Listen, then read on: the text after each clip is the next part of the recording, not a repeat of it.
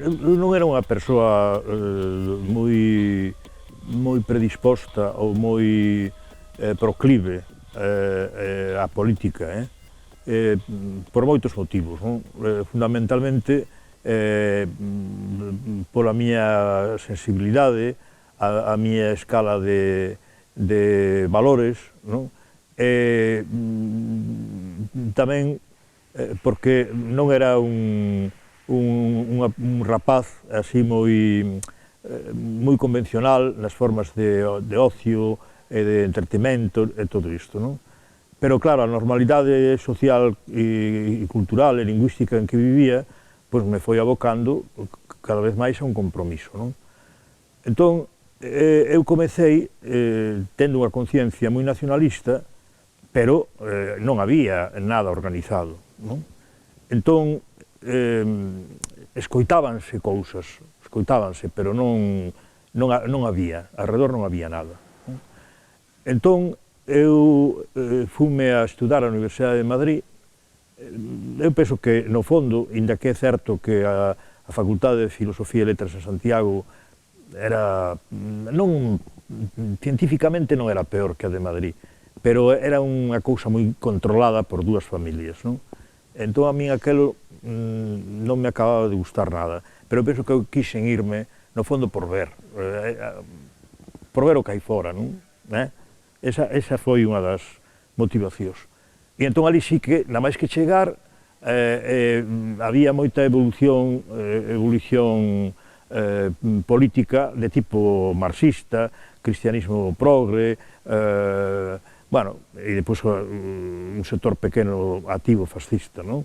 Bueno, entón, naquela dialéctica, pois, comprometinme e cheguei a ser delegado de facultade, pero sempre facendo moito fincapé en que eu era galego. Eu non quería vincularme a aquelo como militancia, pero era o feito que a tiña.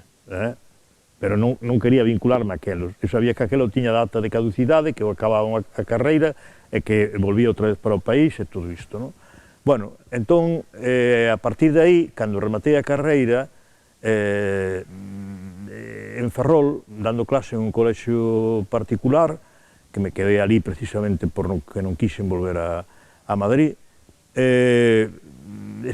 escoitei de que, bueno, nomes como os de Ferrín, como toda esta xente, e eu era amigo dun grupiño de obreiros de Bazán, que facíamos moitas excursións e estas cousas.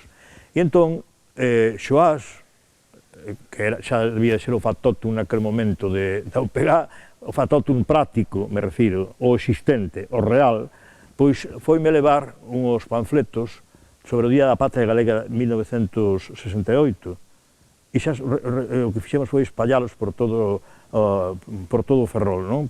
Saímos pola noite, eu estuve-nos escondidos, agochados na silveira da miña casa, e nas silveiras esas que rodeaban a finca, e fomos a repartir, pero repartimos propaganda da UPG sin sermos da UPG para nada. Supostamente ia vir Ferrín a falar con este grupo de xente de Ferrol, non apareceu nunca. O sea, que era unha cousa vagorosa, extraña, e, polo tanto, eu tiña un activismo UPG, pero non era da UPG. Entón, as historias depende como se conten.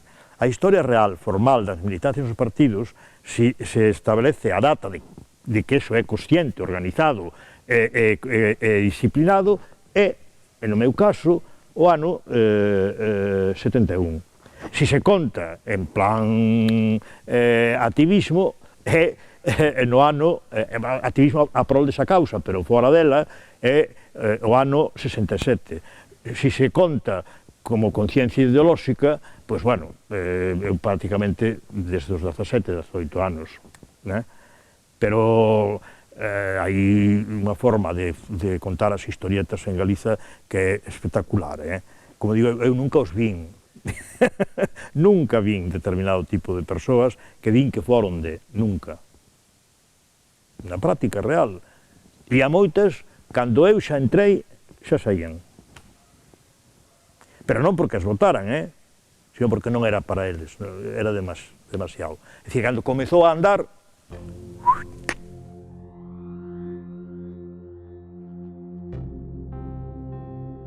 Pois hai un problema de fondo que é a ideoloxía que se inocula continuamente en todas partes, na escola, nas empresas e todo isto, de que Galiza non vale, non pode, que eso antes non era así, antes en todo caso se decía que era pobre, pero a xente pensaba que era pobre, pero que estaba mal porque os gobernos a trataban mal.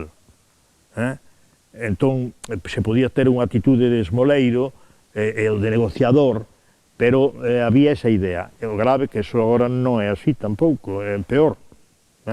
Agora hai a idea de que isto non vale para nada, que isto é un país que non ten capacidade de ningún tipo. Que foi unha idea que construíron en 15 anos, 15-20 anos, que é pouco, pero a afondaron moi gravemente, non? E que é o grande problema que ten Galiza agora mesmo. O problema da referencia. Primeiro, cal é a referencia para a sociedade galega da súa preocupación política, se é colectiva, se é de pobo ou é de individuos que miran ademais para fora, e a segunda é se realmente a xente ten algunha preocupación ou algunha esperanza en que desde ela mesma se poda construir algo, responsabilizándose ela mesma. Eso eu penso que é o que está detrás de todos os fenómenos políticos que aconteceron en Galiza nos últimos 5 anos.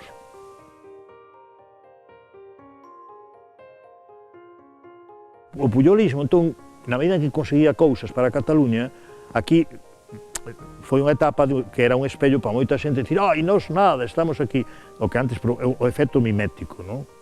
Aí sí. Despois, normalmente está sendo utilizado para todo o contrario, para meter aquí, zafrañar e facernos máis españois.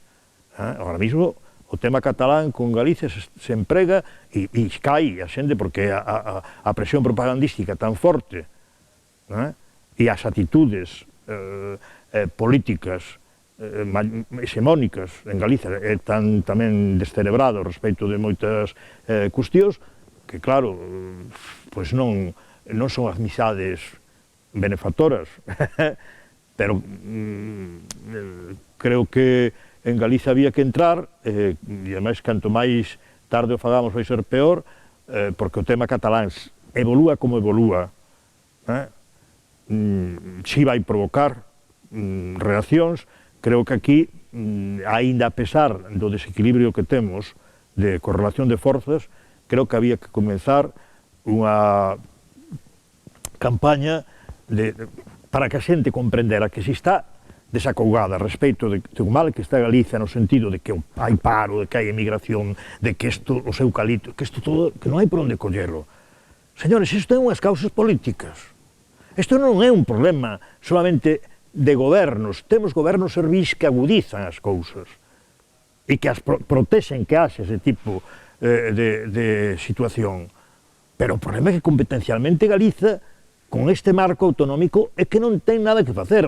Últimamente do Banco Popular, con eso do Banco Popular se teria producido con goberno do PP, con goberno do PSOE, ou con goberno do BNG, ou con goberno de Marea, ou de María Santísima. A única diferencia sería que os gobernantes, se foran realmente de outra maneira, se poñerían ao frente da protesta, pero se non se muda o marco competencial, iso sigue acontecendo.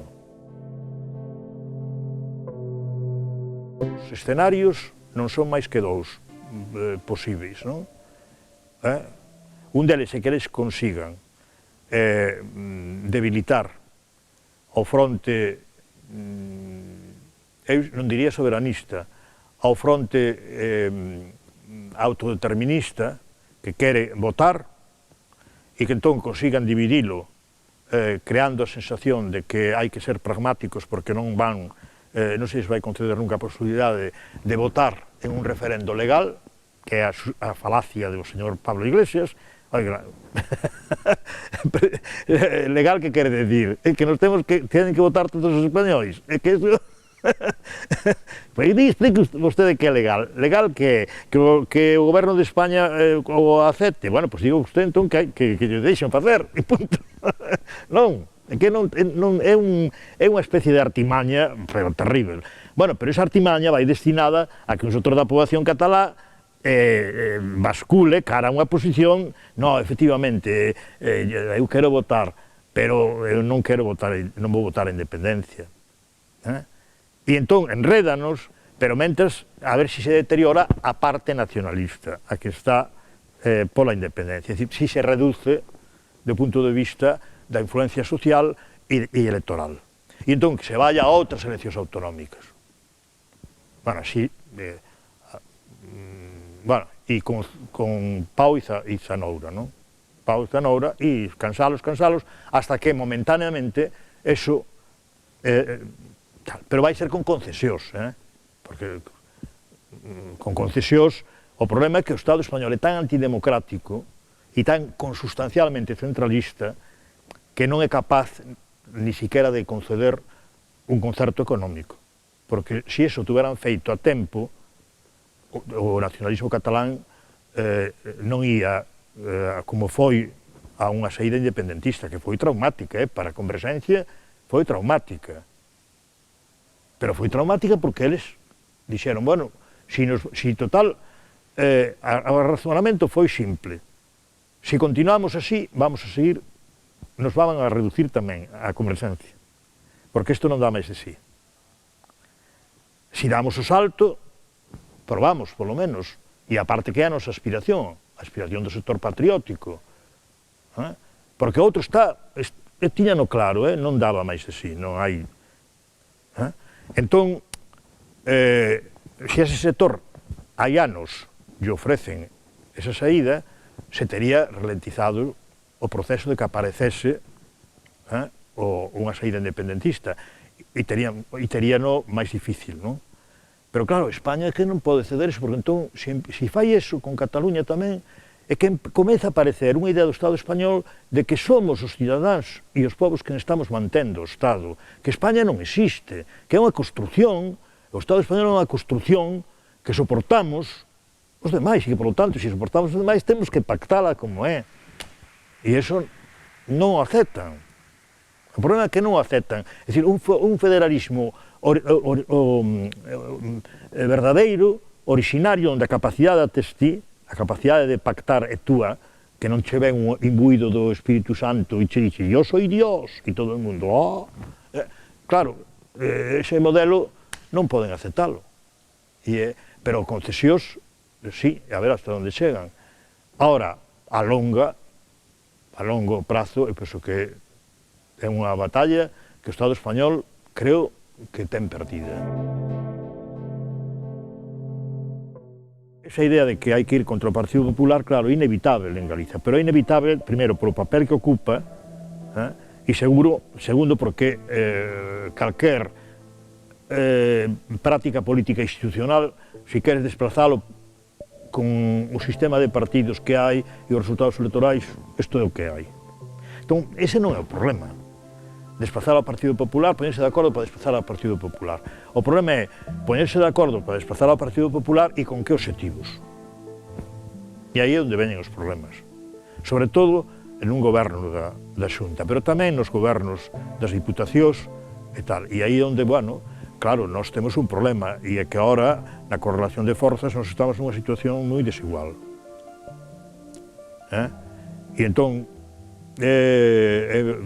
a min pareceme que para o nacionalismo en Galiza é máis urxente e necesario moverse por abaixo que realmente estar obsesionados con a cuestión institucional, porque ten uns límites, de momento para nós vai ter uns límites. Por lo tanto, creo que é mellor facer unha política que nos poña a todos perante un espello.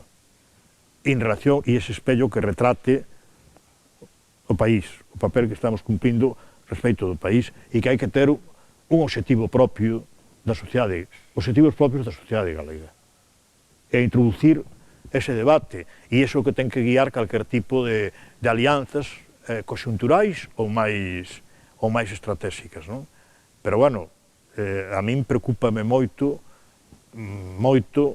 que se siga pensando que con métodos exclusivamente electorais a correlación de forzas na sociedade ou a mentalidade vai mudar. Cada vez son máis escépticos respecto disso. Os resultados o único que indican é que contra vento e maré, en unhas circunstancias moi malas e con unha estrategia de afundimento perfectamente calculada e preparada, isto foi capaz de, digamos, aguantar en mínimos. Eso que indica que hai sectores da sociedade galega que ventean que o país non se pode quedar sin unha forza nacionalista. Entón, eso é positivo. Pero a relevancia deso, e non me refiro solamente á relevancia electoral, sino a influencia deso na dinámica política, pero sobre todo na dinámica social, é a que é. Sobre todo agora que temos un marco político moito máis españolizado, Agora é gravísimo, porque estamos, si na época de florecimento do bipartidismo, en particular o felipismo, arrasaba nas masas no que era a esquerda todo, agora temos un entretenimento televisivo brutal. E os partidos, a simpatía polos partidos está guiada xa por criterios televisivo-futbolísticos. Entón, se poden facer e decir as maiores burradas, ser do máis inconsecuente, que mentras que non toques poder, a xente vai seguir acreditando en ti. Porque ti eres un hooligan, tú eres anti-PP. Entón, que máis lle dé ao PP, ese, dá igual depois o que fagan eses señores. Que máis ten? O sea, se creou unha sociedade, unha especie de elasticidade neste aspecto espectacular. E, ademais, orientado todo en 3 ou 4 chorradas. Chorradas en relación con a gravedade da situación en outros aspectos. Por exemplo, o tema da corrupción dos partidos políticos, Porque pois a xente non se decata que a corrupción fundamental é a legal, o que está establecido legalmente, que xa non é de 22 millóns, de euros, nin de 7, nin de 12. A Operación Banco Popular non é de 7 millóns de euros. Vale? Bueno, a mí escandalízame que cousas deste tipo non sirvan nun debate que parece ser que é un debate a morte, que na base son frases feitas. E claro, frase feita, obxectivamente, eu non teño dúbida de quen o fai mellor, Non teño dúbida. Pero hai moita xente que, como hai que ir contra, pois se posiciona de unha determinada maneira. Esa cuestión estática para o nacionalismo galego brutal, porque non ten capacidade difusora ninguna, non está no escenario. Non está. O sistema de fai que no escenario non máis que estean en 4. Pero nas nacións onde teñen vontade política hai outro pequeno escenario que posibilita que aparezan unhas cousas, tamén con desequilibrios ás veces, pero aparecen, están aí, e condicionan. Aquí condicionas ti internamente, pero o país non aparece. Entón, para min, entón, claro, nós estamos os interrogantes, En Euskadi, os interrogantes son a estabilidade do PNV, canto durará, non? Pero parece que é eterna, non? En Cataluña, o interrogante, sí, é real, non? Que vai pasar, pero é o único sitio onde o Estado español ten un problema grave, e unha oposición real ao réximen. Real, non de parvada, real, incluso republicana, non? Que non se ve en ningún sitio, polo demais. Claro, en Galiza temos consumo de papanatismo. Eso, o BNG é capaz de enfrontar eso con certa eficacia. Bueno, para min, polo de agora, moi limitadamente. Moi limitadamente. Pero bueno, polo menos está aí, non? Está, pero a situación, creo, de gravedade excede a situación do BNG, Porque toda a política está deteriorada, pero eu penso que aquí, entre quen nos goberna, que eu nunca vin unha cousa tan corrupta moralmente. Nunca a vin. Moralmente, xa non digo, que tes que ter unha cara dura. Pero claro, é un país que ten unha censura explícita e implícita tan brutal como é aquí, señores como este se poden permitir cantidade de luxos. E pois con unha oposición moi frouxa, moi pequena, moi frouxa. É un marco competencial penoso, penoso. E nun Parlamento galego que non foi nunca impulsado como Cámara de Representación do povo galego, nunca. Sempre foi unha cousiña aí que... Entón, bueno, un marco con tanta españolización, isto, se non te moves moito por abaixo, eu non sei, eu penso que é un pouco difícil, Pero, bueno, o instrumento está aí, e creo que os retos están claros, que aí son, e se se enfrontan, home, se se enfrontan, eu penso que sempre vai ser positivo, ao mellor limitado, porque, non sei, vai depender de moitas cousas tamén, non? Da estabilidade de certas socios políticas, de como reacciona a sociedade galega cando vexa os resultados de moitas cousas, non sei. Ora, nós estamos vivindo nunha deriva. Ora, volvo a repetir, o BNG, digamos, é vítima desa deriva e a viso tempo pode ser vítima de deixarse engallolar por apariencias. Eu espero que esta segunda cousa seña capaz de escorrentala, porque senón estamos perdidos.